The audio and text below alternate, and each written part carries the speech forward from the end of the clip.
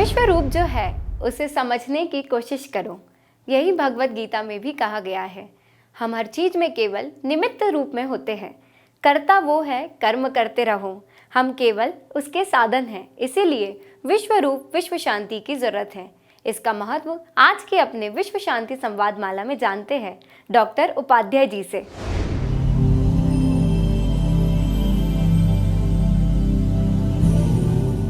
नमस्कार, शुभ प्रभात। Good morning is a weather report. मैं अक्सर सबसे विनती करता हूं कि शुभ प्रभात कहें, क्योंकि शुभ प्रभात में प्रभात शब्दों में जो बीच में भा अक्षर है ना, वो बुद्धि से संबंधित है।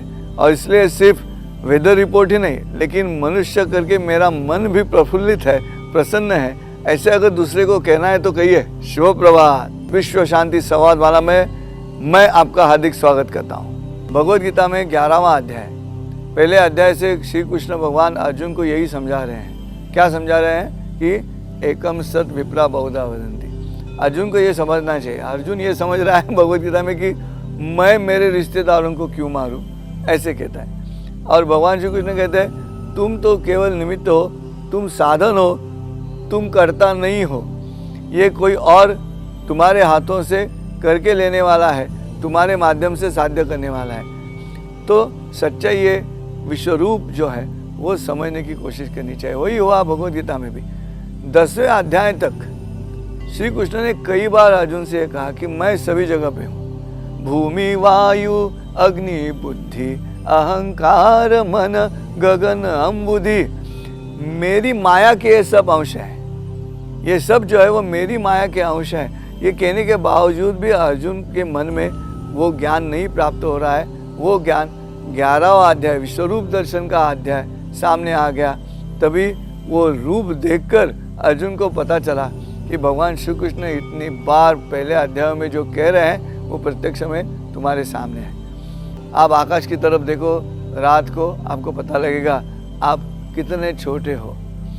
मराठी में एक बहुत अच्छी 2 लाइनें है। मैं आपको मराठी में पहले बोलता हूँ, फिर उसका अर्थ कहता हूँ। बहुत ही बढ़िया है और वो रूपांतरित किया है। पहली जो कविता है वो रविंद्रनाथ टैगोर जी की है और स्ट्रे बर्ड्स नाम का काव्य संग्रह है, उसमें उन्होंने ये लिखा है। और जिसका मराठी रूपांतर ये रहा कि पृथ्वीवरून आपण सारे काजव्यांसारखे दिसतो, पृथ्वीवरून आपण सारे काजव्यांसारखे दिसतो, याचा आकाशातील ताऱ्यांना अजिबात खेद नसतो। कहने का ये रहा कि आसमान में जो तारे हैं वो जब यहाँ से हम देखते हैं तो बिल्कुल छोटे हैं और हम कहते भी हैं कि वो छोटे हैं, लेकिन ये जब हम कहते हैं छोटे हैं तो उसका दुख उन तारों को नहीं होता। क्यों? क्योंकि वो ऊंचाई पे है।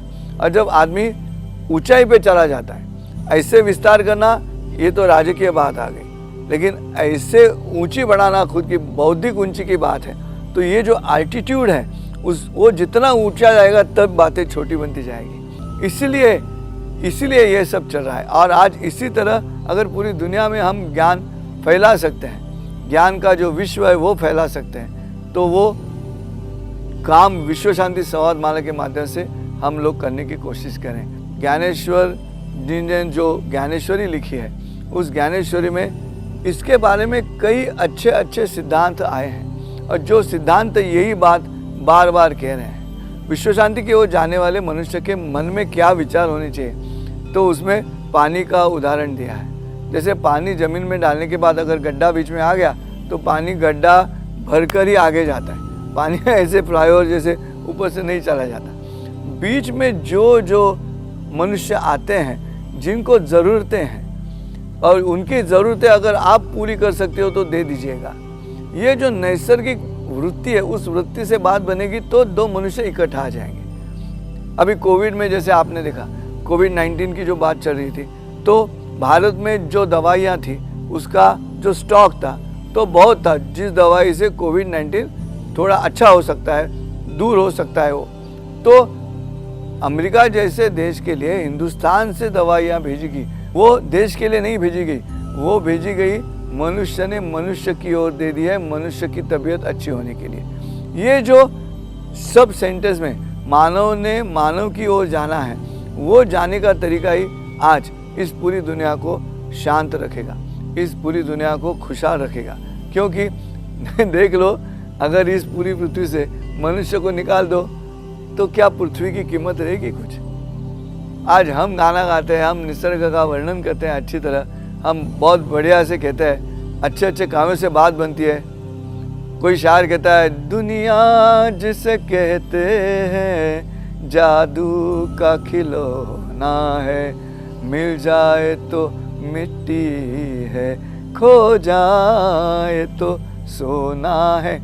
अगर मनुष्य के जीवन का इतना अहम महत्व है तो फिर इसी तरह दूसरा मनुष्य, तीसरा मनुष्य, ऐसे पूरे समुदाय में एक दूसरे के साथ अच्छी मित्रता बनाने की कोशिश क्यों नहीं करनी चाहिए? ये बात है। क्योंकि जो विधि है, रिचुअल्स हैं, जो भी मतभेद हैं, विरोध है, वो रिचुअल्स में है। मूल तत्व जो एक ही है। ये पूरी आज के आधे घंटे की संवाद का हेतु यही है कि एकम सत विप्रा बहुधा वेदन्ति। आप भी ज्ञानी हो जाओ। ज्ञानी मतलब कि double graduate, triple graduate, post graduation किया, पीएचडी लिया, वो ज्ञानी नहीं। ज्ञानी होने के लिए इस शिक्षण की आवश्यकता है, लेकिन साक्षर और सरस में फर्क है।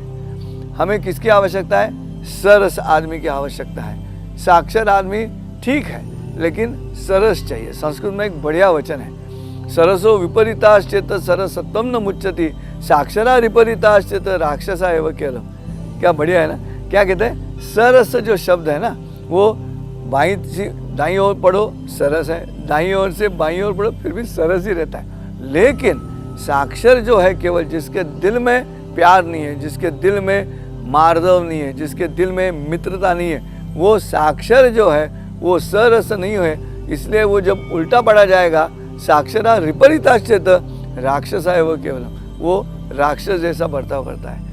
कि ऐसा तो नहीं हुआ है? आज की दुनिया में राक्षसों की संख्या बढ़ती जा रही है, जो केवल साक्षर है लेकिन दिल में मार्दव नहीं है, प्यार नहीं है, प्रेम नहीं है, मित्रता नहीं है। वो हमें जागरूक करनी होगी। वो जरूर होगी उनके मन में, किसी ने उसको जागरूक करना है। सोचो इस बारे में, शांति से सोचो, वापस एक बार चिंतन करो, अरे ये सही बात है और ये एक तरीके ही हैं, सब एक जैसे ही हैं सब, फिर आपस में इतने झगड़े क्यों हो रहे हैं? वो झगड़ा होने की वजह है शब्दों में झगड़े हो रहे हैं, अर्थों में नहीं हो रहा है। और यही ऋग्वेद में कहा गया है।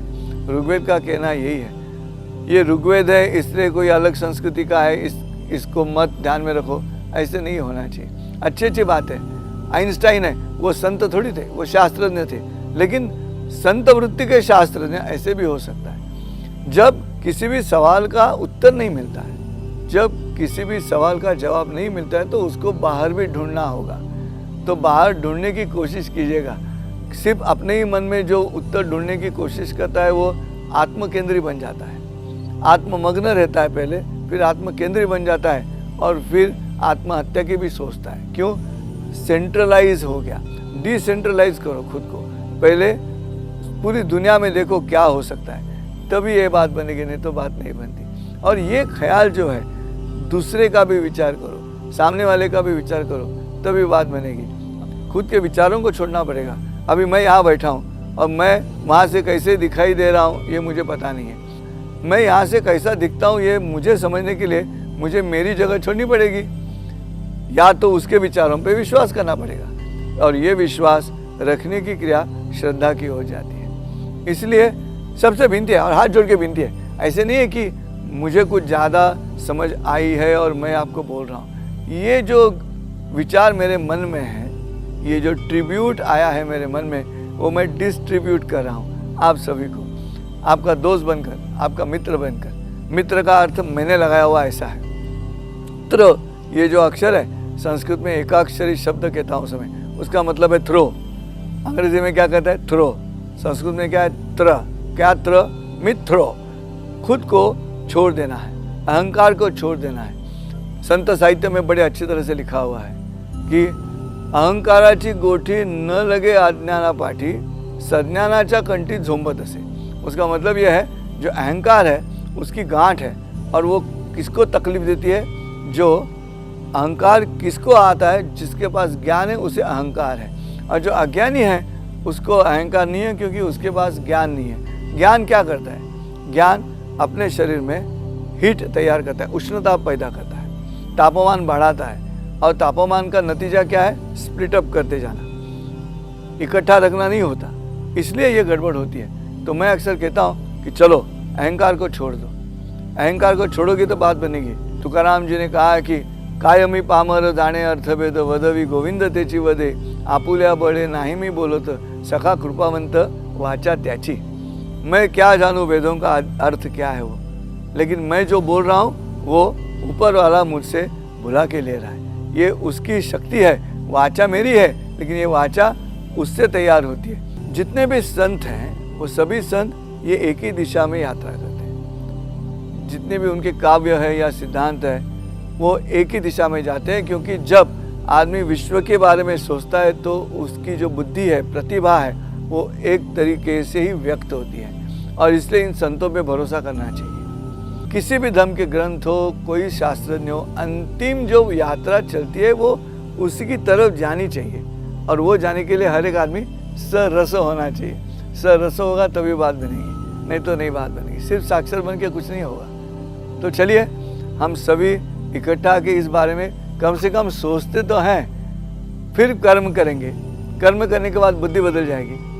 बुद्धि कर्मानुसारिणी, ऐसे संस्कृत में वचन है। तो कर्म के अनुसार बुद्धि बनती है। तो पहले कर्म बदलो, कर्म बदलेगी तो बात बनेगी। और इस कर्म का उद्देश्य यही होना चाहिए जो विश्वधर्मी डॉक्टर विश्वनाथ करा जी ने अपने जीवन का कर्म तय कर लिया है कि हर एक कर्म जो है वो उस तरफ यात्रा करेगा। कहाँ पर? विश्व शांति की ओर। चलो फिर मिलेंगे अगले एपिसोड में। तब तक सोचो और कर्म बदलने की कोशिश करो। देखो अपने आप हम जिस तरह जा रहे हैं उस तरफ की क्षितिज जो है वो क्षितिज हमारे सामने आस्ते आस्ते दिखाई देगा। नमस्कार।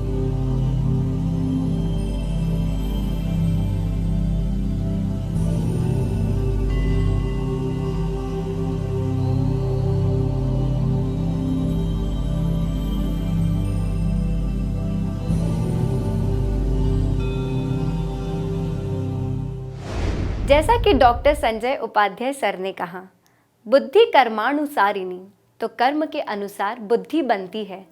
सोचो, कर्म बदलने की कोशिश करो। देखो अपने आप जिस तरह जा रहे हैं उस तरह की क्षितिज जो है वो हमें आहिस्ते आहिस्ते दिखाई देगी। आज यही रुकते हैं, फिर मिलते हैं अगले विश्व शांति संवाद माला में। तब तक के लिए नमस्कार।